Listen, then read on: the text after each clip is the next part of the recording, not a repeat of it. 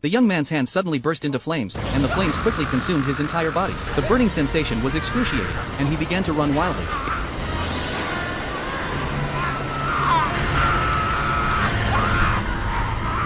Eventually, Araragi fell from a high building and lay on the ground, unable to move. With great effort, Araragi raised his right hand, feeling that he was close to death. One day ago, Araragi was just an ordinary student. However, when he was on his way home, the streetlights around him mysteriously started to go out. At the subway entrance, there was a pool of blood. Araragi, curious, followed the blood trail. But the blood trail shocked him. The amount of blood lost was enough to kill any normal person. Araragi walked for a long time before finally finding the source of the blood. There, lying on the ground, was a woman on the brink of death. When Araragi saw her, he was terrified. Not knowing what to do, he heard a voice. It was Heart, asking Araragi to save her. Araragi gathered his courage and slowly approached Heart. As he picked her up, he realized that Heart's hands and feet had been severed. Terrified, Araragi dropped her to the ground. It turned out that Heart was a vampire, but due to excessive blood loss, she could no longer regenerate or shapeshift. The only way to save her was for Araragi to offer his blood. However, when Araragi asked how much blood was needed, Heart answered that she needed all of a person's blood. This meant Araragi would have to give up his life. Shocked, Araragi began to step back. Seeing this, Heart's expression became grotesque, and she began to cry like a child. Blood tears filled her eyes, and she kept apologizing to Araragi. Araragi, now even more scared, ran away.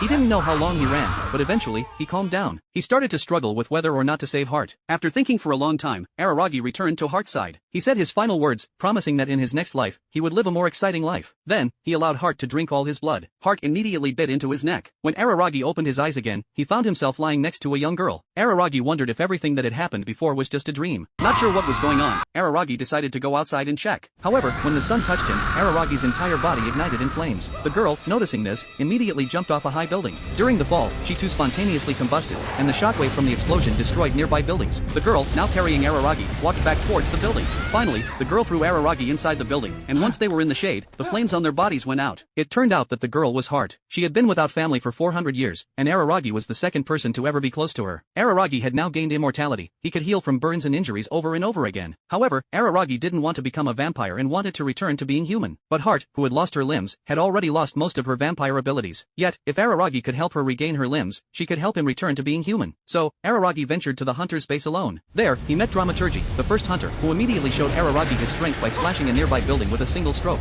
The building collapsed in an instant, and the shockwave sent Araragi flying. Not far away, another female hunter with a huge cross appeared, looking equally formidable. Araragi, seeing her, tried to escape, but another hunter approached from the other side. He had no way out. Just when he was wondering what to do, an older man jumped down from above. This man rushed towards Araragi's direction, and the three hunters all charged at Araragi. Terrified, Araragi covered his head and knelt. At that critical moment, the older man arrived in time. He single-handedly blocked all three hunters' attacks. He remarked that these hunters were in good spirits. When Araragi looked up again, the three hunters had disappeared. Ashino, the older man,